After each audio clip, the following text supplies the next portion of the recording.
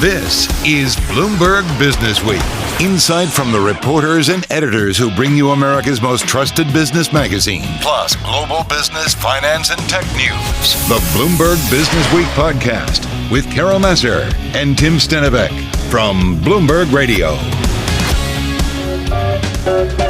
Oh, the money tree, it's a beautiful sight to see.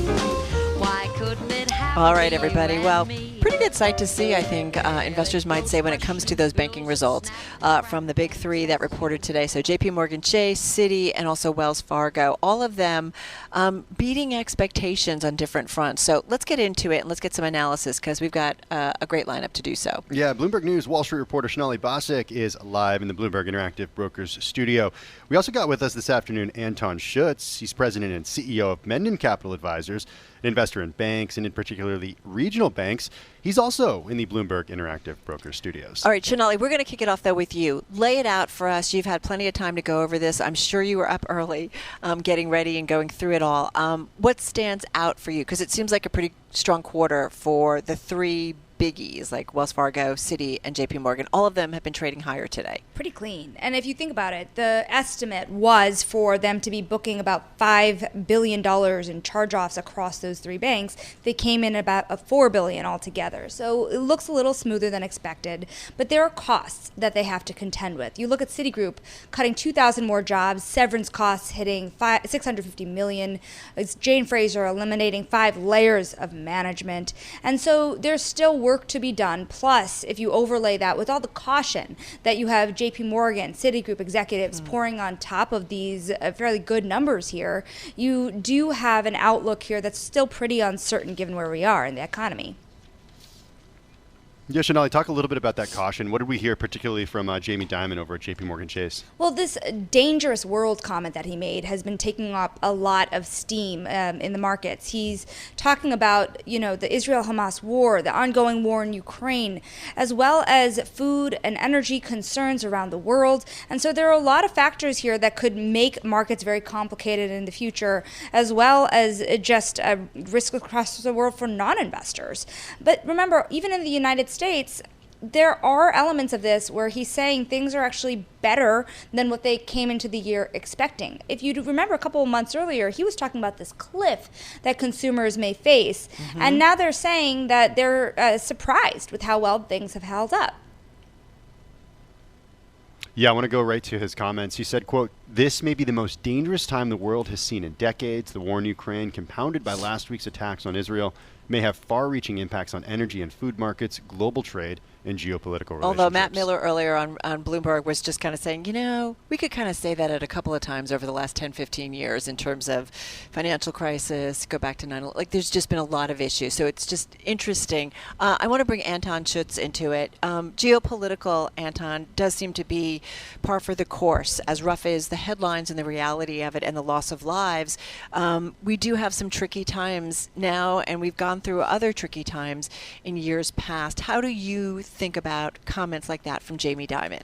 Well, I love Jamie. I think he does a great job running the bank. I really give a lot of credit to his IR department because when Jamie says stuff like that, I'm not sure it's on script. It's real. It's how he feels. He's a smart man and obviously deeply involved in things. Does that pertain to his bank? I mean, his bank is killing it. I mean, it's doing really well. I mean, it's up, 8-9% for the year when the index is down, upper teens. So massive outperformance by him and his bank. But, if you look at all the bank indexes, they're down about 50% off their peak. So valuations really reflect a lot of bad stuff. And I think the other thing Sonali, talked about was losses and expected losses. And, people dwell on, it wasn't $5 billion, it was $4 billion. But, the reality is these balance sheets are trillions of dollars, and the reserves they have are enormous. JPMorgan actually released reserves in its credit card unit because defaults look like they're not going to be as bad as they had called for. People worry about commercial real estate, particularly office. You go to like a PNC, and they increased their reserves on, office to 8.4%. It's already in there. It's already in their numbers. So they don't need to add reserves if there are losses. Well, Anton, go ahead, Carol. No, I was going to say, our Allison Williams of Bloomberg Intelligence highlighting that too, that the big banks are really benefiting from the credit cards that are out there. Guys, Well, I wanted to ask Anton about this idea that, go ahead, Sonali. Yeah, no, I wanted to jump in here with a question for Anton too, because you look at these big banks and things are good. Yes, they have trillions of dollars, and these are billions worth of charge-offs. But most banks in the KBW Bank Index today are down. PNC is down more than 3% after reporting today. And you think about that pressure on all the banks outside of Fortress JPMorgan, and was anything said today that was good enough to shake the fears in the market about the broader banking system? I mean, I think people are also still Well, that's waiting. Anton, jump on in here, because that's what I'm interested in. Yeah, I think people are still waiting for next week, right? What we didn't really get was sort of the regional thing. On PNC is the closest thing. People are really looking for the Truist, the U.S. Bank Corps. There's a lot of people short a lot of these banks, and they want the narrative to be very negative. And at the end of the day, what we had in March was so unique. Those institutions that failed were so unique in terms of their deposits and how fast that money would leave and could leave, that there's a lot of focus on losses in the bond portfolio at these banks. And at the end of the day, if their deposits don't leave, time cures a whole lot of things. And I think the losses in the bond portfolios aren't going to be as bad as people think, because people are focused on the 10-year and the 30-year. And you look at the belly, the 5-year, the rate of change was so much less, and that's really kind of where the marks are in their portfolio. But the reality is there's a lot of fear out there, continues to be, and I don't think large failures are on the table here. We focus so much on JPMorgan. I feel like Citigroup, Sonali is certainly going through a restructuring of sorts, if you will. What is it about Citi that was of interest? Everybody calls it something different. I think restructuring is very fair, because these are very drastic moves to be slashing thousands of jobs and many levels of management and shedding businesses across the world. One thing that was remarkable, and in favor of Jane Fraser, she stood up and defied the odds when it came to investment banking. And remember, their investment banking business right now only has an interim head.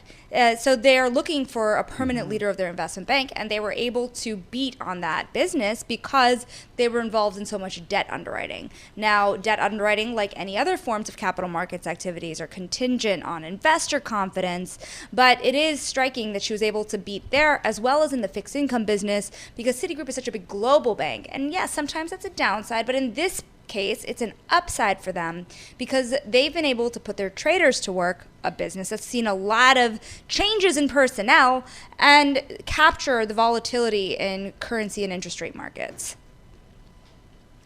Hey, Anton, you made this comment a few moments ago about some of the banks actually releasing some of their reserves.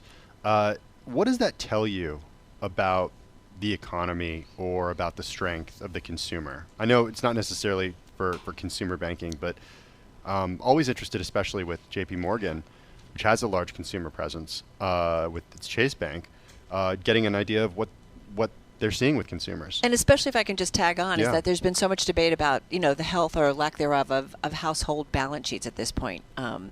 So just curious. I agree with I mean, really good question. Sonali and I were talking before we went on the air. We're talking about arcane accounting. And there's this crazy accounting, for the banking business, but it's called CECL, and it's really based upon a really big forward forecast. Moody's is typically used by a lot of people to help create that forecast, but they've got to follow that formula.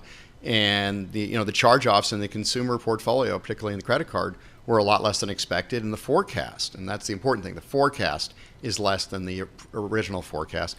Now, why is that? JPMorgan, kind of caters more towards better credit customers. They really don't dabble in subprime.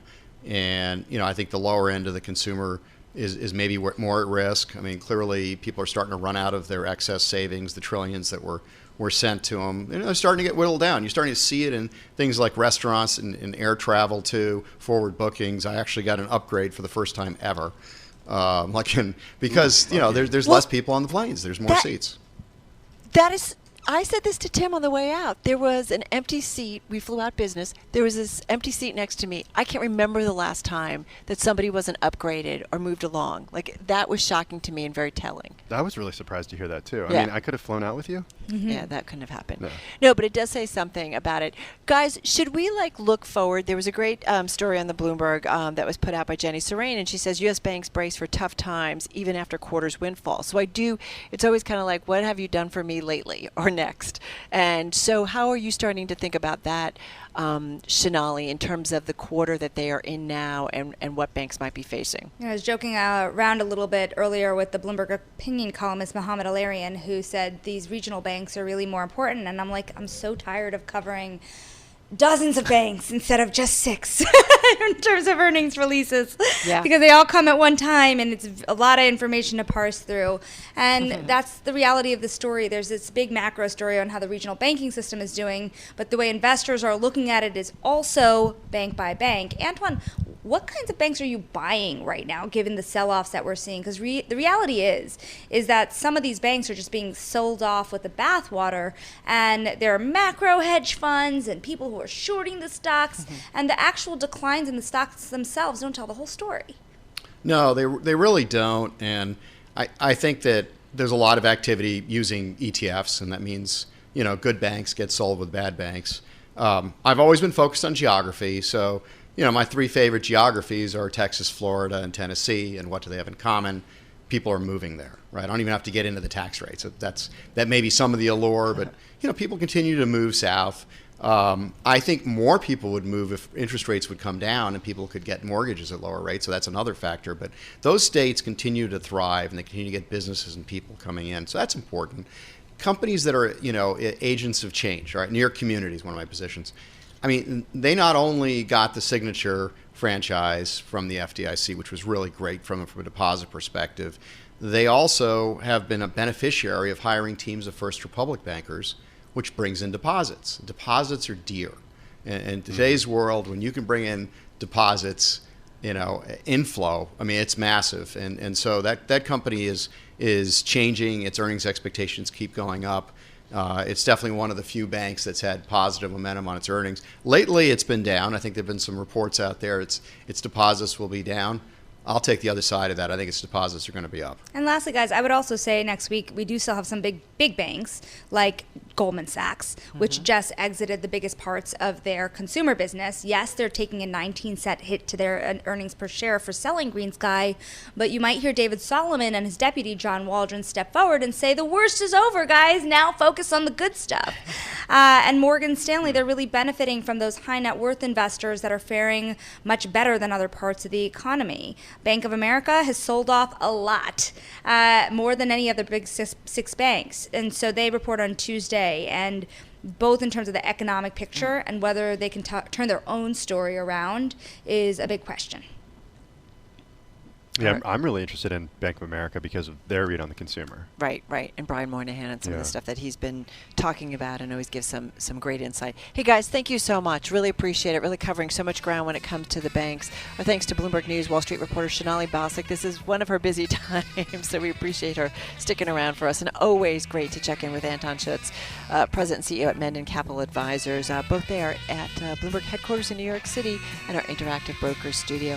Don't go anywhere. Lots to come still here on Bloomberg. Also news of the day. Yep, it was about big banks, but it was also about a big deal, largest ever acquisition in the gaming world. Yeah, Microsoft completing its acquisition of Activision Blizzard. This is Bloomberg. You're listening to the Bloomberg Businessweek podcast. Catch us live weekday afternoons from 3 to 6 Eastern. Listen on Bloomberg.com, the iHeartRadio app, and the Bloomberg Business app. Or watch us live on YouTube. We are trying to kind of figure it out, and we continue to talk about it here at Bloomberg. This is what we're so much about, is size and scope in terms of next steps and what it means more broadly in the Middle East. We did have Saudi Arabia pausing diplomacy to normalize ties with Israel after that flare-up in violence between Israeli forces and Hamas, in a major blow to U.S. President Joe Biden's ambitions in the Middle East. Yeah, let's get to Bloomberg News national security reporter Nick Wadhams for the latest. Nick, good to have you with us this afternoon. What's on your radar as we get into the weekend here? Well, the big question everybody is asking is when Israel is going to launch a ground attack into Gaza. It feels pretty much inevitable at this point, with Israel telling Gazans to evacuate the northern part of the Gaza Strip. But a question of whether that could come in 24 hours or in a couple of days. We have had some indications that it was going to come very quickly. Now, looks like maybe not quite as quickly as we thought, but it is certainly coming. And the big question there is if Israel does go in, what are the risks of a broader regional war? So it's looking very, very serious. This is so risky, Nick, for so many reasons. One is that there are so many civilians who live in Gaza who ostensibly had nothing to do with what happened last Saturday, and their lives are now at risk. From a political perspective, too, it could turn Israel into a global pariah if Israel does kill lots of civilians as a result of an invasion of Gaza. Well, this is the real tricky thing. I mean, obviously, so much international support from the U.S. and the European Union and others have been on Israel's side, obviously, after seeing these horrific images from the attack by Hamas into Israel over the weekend. And 1,200 Israelis were killed in that. And so obviously, the U.S. message right now from Secretary of State Blinken, who is in the region, says the Defense Secretary Lloyd Austin, obviously President Biden as well, saying we stand unequivocally with Israel and its right to defend itself, and it should be given the opportunity. It has the imperative to make sure that attacks like this are neutralized in the future. But the question is, obviously, what happens next? You have had some language from some Israeli officials, such as the President Herzog, saying, if you're a civilian in Gaza, why didn't you rise up? Sort of suggesting that, maybe there might be some sort of civilian complicity, which is, raised some alarm. And then President Biden, just a little while ago, said, listen, we need to, he said, quote, do not lose sight of the fact that the overwhelming majority of Palestinians had nothing to do with Hamas. So you see the administration trying to walk this tightrope between wanting, obviously, to support Israel and its desire to defend itself and eradicate the Hamas threat versus the fears of a real humanitarian catastrophe in the Gaza Strip. We are talking, of course, with our Nick Wadhams of Bloomberg News, our team. A lot of stuff happening, obviously, in the Middle East, but also in D.C. We do want to mention a headline crossing. Republicans have nominated Jim Jordan to be Speaker of the U.S. House. This is from a congressional aide, so elevating a conservative firebrand in what is a very fractured party, the Republican Party, and their second attempt to replace ousted GOP leader Kevin McCarthy. They've been trying to find a leader. It's been, as we often say about a lot of things, not an easy process and rather complicated. We'll have more on this, that we're going to continue tracking it. We are going to continue talking with Bloomberg News national security reporter Nick Wadhams. Nick, what are you hearing in terms of the White House? A lot on President Biden's plate. I'm assuming the issue in the Middle East is front and center, and there are lots of calls going on between U.S. officials, but also between the United States and their allies in the Middle East and elsewhere. Saudi Arabia, I'm curious about what might be some of the conversations going on or what you're hearing about that. Right. So the big U.S. imperative right now is, as Secretary Blinken travels to the region, is to try to get U.S. allies like the UAE, Qatar, Saudi Arabia to exert whatever influence they have on Hamas or others, Lebanon, for example, where Hezbollah is located, to make sure that a second front does not open in this war, that they keep Iran from doing anything in league with Hezbollah, and making sure essentially that this conflict, as tragic as it is contained basically to Gaza. So that's really his top priority right now. Qatar obviously plays a role in that, given their own links to Hamas and others. So you're really seeing that focus, and U.S. officials really do hope, despite these negative signals they're getting from Saudi Arabia, they really do want to press ahead with this normalization agreement between Saudi Arabia and Israel, because they think that could really change the focus and the balance of power in the region. All right, Bloomberg News national security reporter Nick Wadhams, so appreciate it. We want to go to our next guest. With us is Mick Mulroy.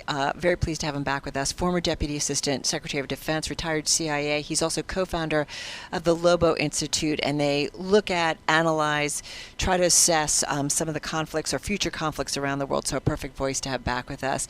Mick, weigh in on the next step that we might see potentially out of Israel and your concerns. Here we are 1 week in on this conflict. Sure. So it looks like right now they've already started what we call the probing operations, special operations forces going in, trying to find Hamas leadership, kill or capture them, reconnaissance forces going in, trying to find the strengths and weakness in Hamas's defenses. If they find the strengths, they're calling in airstrikes. If they find the weaknesses, then that's probably where the main effort's going to come. The armor, both tanks and armored personnel carrying infantry to start this, what we expect to be a significant ground incursion into Gaza.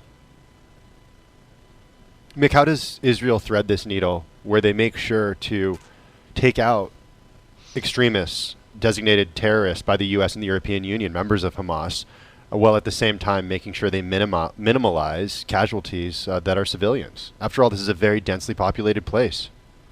You're absolutely right. This is one of the most densely populated places on Earth. Gaza essentially is the size of 2 Washington, D.C.s, and the IDF currently has twice as many forces that Russia had before it invaded Ukraine, which is the size of Texas. So if you think about just how compact this combat is going to be, that's going to tell you that a lot of civilians are going to get killed unless they heed the direction, which is to leave the northern part of Gaza, get down to the southern part, and hopefully somebody can establish some kind of safe haven down there.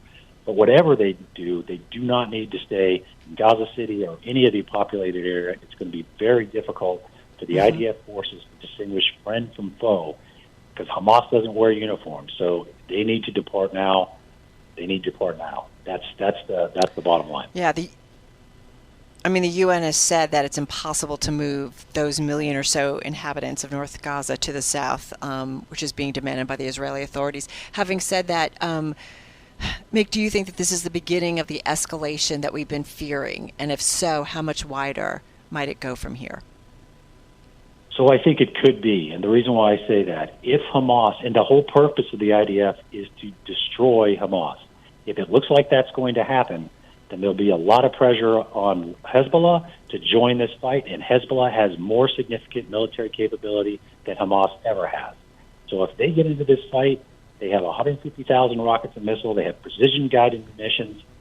That is going to be significant. It's a big problem for the IDF, and that is why I believe the U.S. has parked right offshore some of the most significant military assets we have, just in case it gets overwhelming to the IDF forces. What do you think happens if the U.S. actually has to use those military assets that it has off the coast of Israel right now, or on their way to the coast of Israel, I should say? Absolutely, and you're right. There are more on the way. I think it will likely be air. I don't see any reason for the U.S. to have to put ground forces. The Israelis' active forces are 170,000, and they've mobilized 360,000. So there's really no need for ground forces, but the air component of the U.S. arsenal is substantial, and it could significantly damage Hezbollah, and that, of course, could bring in Iran. So that's the big fear. As you said, your last reporter said, it's already bad enough, but it could potentially get far worse, and it could end up in a regional conflict. And that is what we're trying to avoid with all this diplomacy that's going on with Secretary Blinken right now. Mick, just got about 35, 40 seconds. Here we are a weekend. How has your thought about this changed since we first talked on Monday? So I do think that everything we talked about is coming to fruition, and it looks like it could happen this weekend. It's all dependent on these probing operations, to your point of your first question, about what they come back with. But you just don't line up this much armor, infantry, without the real intent to go in there, and they've already said that's what they're going to do. So it could happen this weekend. It's likely to happen this weekend. And we just hope that as civilians heed the warning, UN is correct. It is very difficult to move 1 million people, but individual people and their family should not heed that, and they should leave. Yeah. All right, Mick, thank you so much. Mick Mulroy, so appreciate it, co-founder of the Lobo Institute, and of course, so much more. This is Bloomberg Radio. You're listening to the Bloomberg Businessweek podcast. Catch us live weekday afternoons from 3 to 6 Eastern on Bloomberg Radio, the Bloomberg Business app, and YouTube. You can also listen live on Amazon Alexa from our flagship New York station. Just say, Alexa, play Bloomberg 1130. We've had 3 days of some pretty wild testimony in the case against FTX co-founder Sam Bankman-Fried. It's all been going down in a courtyard, not a courtyard, in a federal courtroom down in New York City. Yeah, Zach Prince, somebody who I've interviewed several times in the past, CEO of the defunct crypto lender BlockFi, he took the stand today to discuss his firm's business relationship with the digital asset exchange and its sister trading fund, Alameda Research. BlockFi was a lender to Alameda and client of FTX, and it had some $1 billion in total exposure on the two companies at the point of its own failure. That was back in November of 2022, according to Zach Prince. I bet he had some things to say. Yeah. Let's get to it. Let's get the latest on this trial. Bloomberg News legal analyst and host of Bloomberg Law, June Grasso. She's back in our Bloomberg headquarters and our Bloomberg Interactive Broker studio. All right, June, get us up to speed on what we heard today so far. Well, really, it was only half a day today.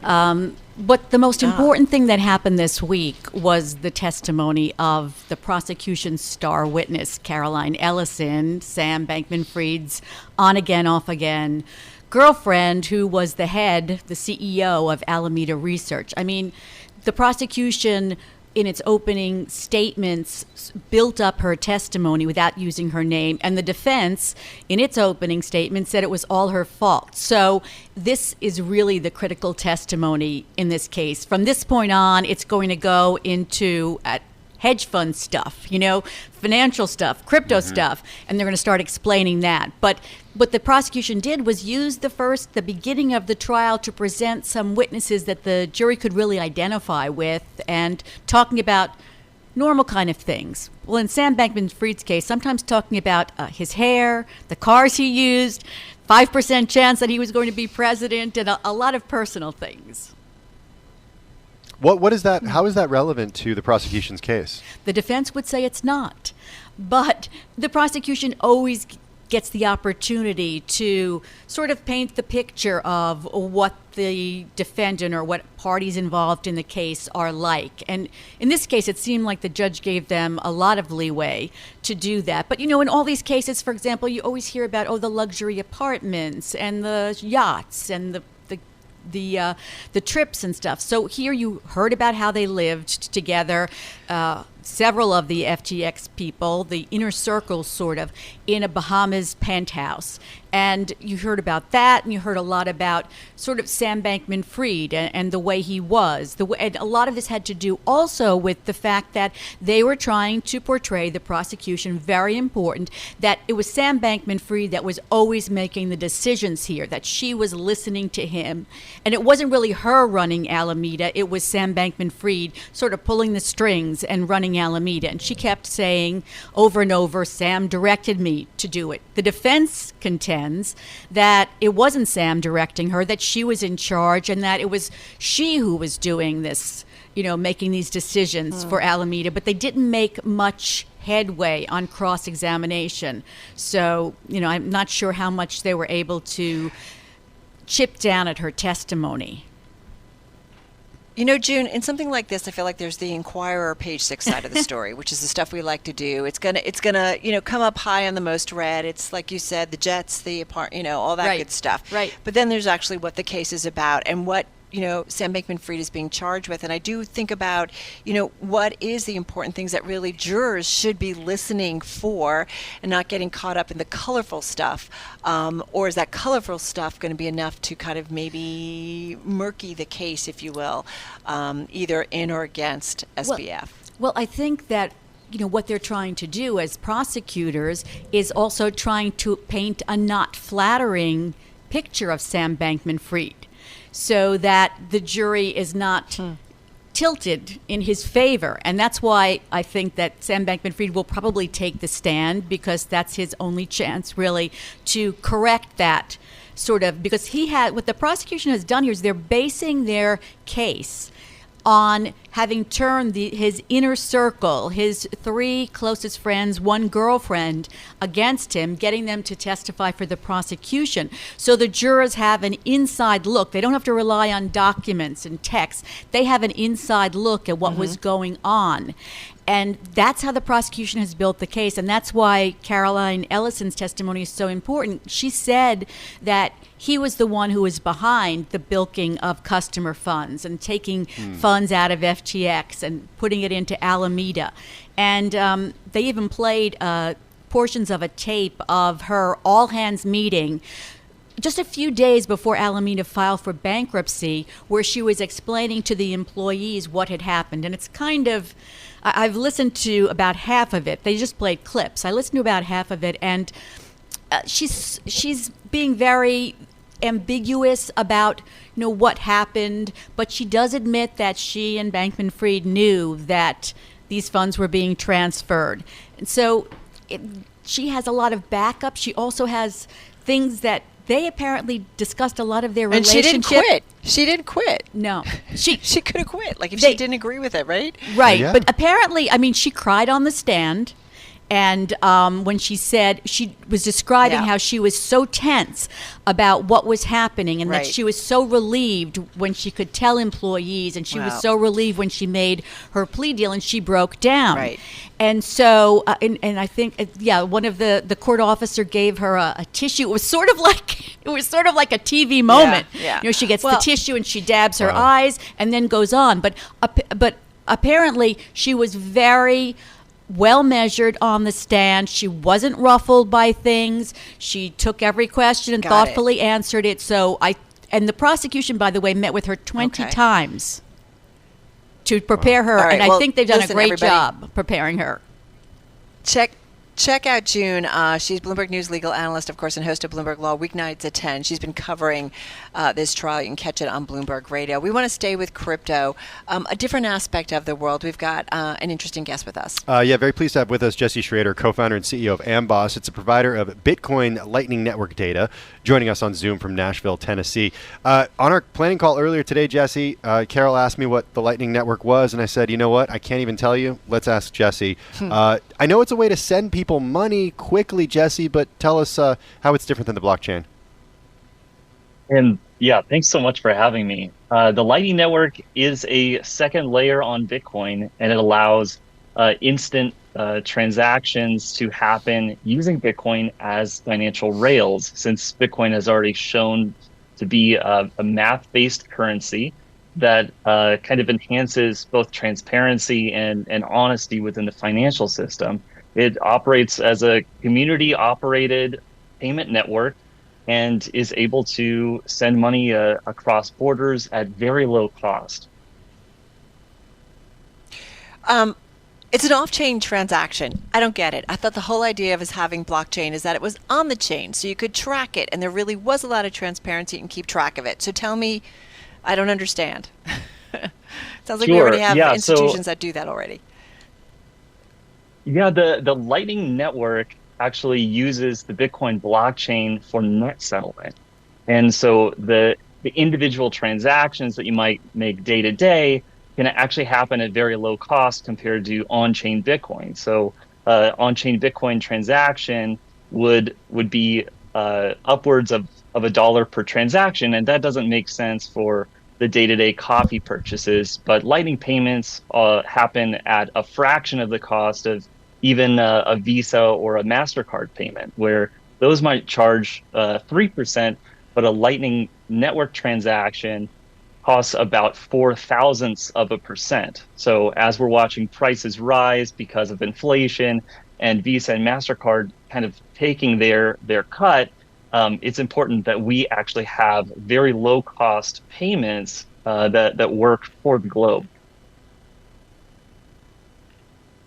Jesse, we're going to have to leave it there. Really appreciate you taking the time and joining us this afternoon. Jesse Shrader, co-founder and CEO of Amboss. It's a provider of Bitcoin Lightning Network data. Jesse, this afternoon, joining us on Zoom from Nashville, Tennessee. Yeah, I mean, it's good to have these conversations. Regulators are trying to figure out, exactly how we move forward when it comes to cryptocurrencies. We've all said that there needs to be a little bit more oversight. We just talked about, FTX and Speaking of oversight. Speaking of oversight or lack thereof, perhaps. Yeah. And it's incredible to see Zach Prince up there on the stand. I mean, are you like kind BlockFi was like a darling for so long. Everybody kind of thought it was okay until it wasn't. You're listening to the Bloomberg Businessweek podcast. Catch us live weekday afternoons from 3 to 6 Eastern on Bloomberg Radio, the Bloomberg Business app, and YouTube. You can also listen live on Amazon Alexa from our flagship New York station. Just say, Alexa, play Bloomberg 1130. It was interesting. While we were at Bloomberg Screen Time yesterday, we talked a lot and heard in various conversations about the striking writers. Okay, that's been dealt with, but striking actors. I actually still saw out there. some striking actors outside of the There were, event. weren't there? Yeah. Like, as we came out, I saw a few. But strikes, we've seen the unionized worker come back in a big way, and that includes in the healthcare area. Entertainment, auto, healthcare, and more. The past year or so has been strife with ongoing labor unrest. It's accounted for a third of strikes involving more than 1,000 workers since the beginning of 2022. That's in the health sector. That's according to the Bureau of Labor Statistics. This year alone, worker protests have included union and non-union walkouts by hospital nurses, as well as pharmacists for CVS and Walgreens. Yeah, and some news early this morning, the coalition of Kaiser Permanente, the frontline healthcare workers, that union reaching a tentative agreement with Kaiser Permanente. They put that in a post out on X. Great to have back with us someone who can weigh in on this and what's going on. Dr. Ian Lustbader, clinical professor of medicine at NYU Langone, on Zoom in New York City. Dr. Lustbader, nice as always to talk with you. These strikes in healthcare workers, they have been out in full force. How are you thinking about some of the strains and stresses that are facing healthcare workers specifically, different types, and just kind of the healthcare area overall? Carol and Tim, how are you? I definitely, you hit it. I think it's the increased strain that we're seeing during COVID. There was less staffing, people left healthcare, and Kaiser is huge. 75,000 workers were on strike. They did reach a tentative agreement. Kaiser is huge. Although nonprofit, they have about $3 billion a year in profits. Multi-states, 8-state, they employ Funny how that works. 68,000 nurses. And they serve about 13 million people. So we're talking a very big entity. But a lot of these workers have been under strain during COVID. There's a surge of patients coming back in now. And many of the complaints surround understaffing and longer hours. So I think that's a key element. Dr. Lustbader, it's not necessarily something that we see coming from MDs like yourself, doctors like yourself. That said, I speak to doctors and I hear that they are burned out. These are not people who can necessarily work from home in a lot of what they do. Talk to me about what you're hearing from your colleagues. You're 100% right. There is a burnout. It's really at all levels, from the best surgeons who are working longer hours. There are a variety of metrics, modules that you have to do. Everyone gets a report card. There are surveys. So everyone is competing really to be the best. And very small percentage points divide some of the top medical centers in the United States. So everyone is really working harder. And of course, due to healthcare, cuts, Medicare cuts and so forth, the pie is getting a little bit smaller, even though the population is aging and demands on the healthcare service are higher. So there are many medical colleagues who literally work, 12-hour days, 8 a.m. to 8 p.m. They're doing charts, calling patients back. Many of that is not reimbursed time. So they are definitely feeling very stressed and want to maintain a high standard. But there are time and physical limitations, and certainly our nurses and really other staff, even the cleaning staff, all experience that demand for efficiency, turnover, and I think it takes a little bit of a toll on everyone. Speaking of stress and the difficulty to kind of get some things done, the U.S. House, we just want to point out a headline crossing the Bloomberg terminal, leaving for the weekend with the GOP unable to elect a speaker. We did just mention moments ago, too, Jim Jordan nominated for the speakership by GOP after we know Representative Scalise dropped out. But it's just interesting. They're leaving? It's not even 5 p.m. No offense. I don't know about you guys, but when the news breaks, we're kind of here until it gets it's covered. It's not even 5 o'clock in Washington, D.C., Carol. Why are they leaving? They don't have a speaker. I don't know. Oh, because it's the weekend. It's not like anything's going on in the world. Yeah, Ukraine, Israel. Take a break. Make sure they get their rest. Budget. Yeah. All that things. Okay. Dr. Lustbader, you guys too, in the healthcare profession, if there's a crisis, folks stick around to get it all done. Having said that, I've seen strains just trying to arrange certain things where people are like, yeah, you can get an appointment in March. There is strains and stresses in the healthcare system. How do you've been in this world for a while, what is just the biggest problem in the area of healthcare right now? We have a high demand, aging population. Everyone demands, excellent, state-of-the-art care, which we certainly try to deliver. And you're exactly right. Many people now, because of the volume, sort of the surge of people coming back, are booked out 5, 6, 7 months. March is not unusual. And I often rely on colleagues reaching me directly saying, please squeeze this patient in, they're more serious. Otherwise, It's very hard to tell.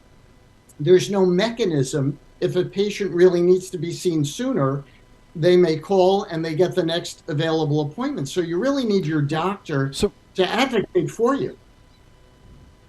Dr. Lustbader, we only have 30 seconds left, but what's the solution here? Oh, a 30-second solution. Well, we need more staffing. We need more ancillary help. We need to train more physicians. And I think AI is going to be very helpful. And we need to integrate AI into our medical records. Yeah. I'm amazed at the conversations I've had with doctors and, people who've just kind of come to being doctors or practicing, and they're like, you know what, we're thinking of ways to get out of it. Like, it's just amazing. Ian, we'll give you more time later. There's been a lot of breaking news, but be well. Dr. Ian Lustbader, clinical professor of medicine at NYU Langone, joining us on Zoom from New York City. Always look forward to his conversations. You are listening and watching Bloomberg Businessweek. On this Friday, we're watching the headlines to see what else crosses as we head into a weekend. This is the Bloomberg Businessweek podcast, available on Apple, Spotify, and anywhere else you get your podcasts. Listen live weekday afternoons from 3 to 6 Eastern on Bloomberg.com, the iHeartRadio app, TuneIn, and the Bloomberg Business app. You can also watch us live every weekday on YouTube and always on the Bloomberg Terminal.